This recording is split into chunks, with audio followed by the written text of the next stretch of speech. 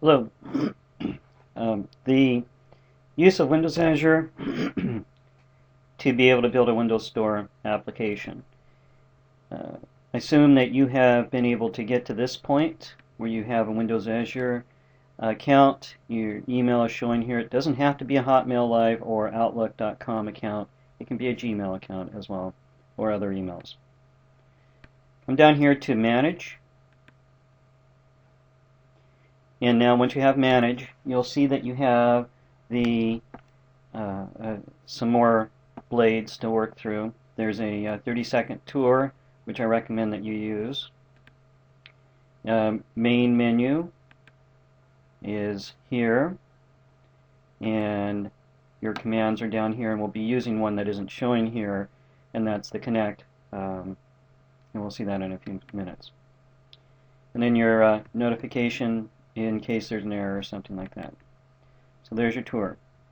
And what we want to do is, as the saying goes, spin up a virtual machine. So click here, create a virtual machine, and go ahead and pick Quick Create. Now your DNS name would be cloudapp.net. I'm building this one for class. You will have to give it another name, so I'm going to call mine CSULA CPP. You should write that down someplace. The image can be any of these. Notice there's no Windows 8, so we'll use Windows Server 2012, which will serve our purpose. Linux is available, Ubuntu, and others are also available. But for our case, we're going to use Windows Server. Size, small. This is the one you need to use. Use any of the other ones. Larger ones you pay for, smaller one you don't. So make sure you don't change this. Keep it at small 1 core. Password, you need a weird space or character or something like that in it, and just make sure you do that, otherwise it's annoying.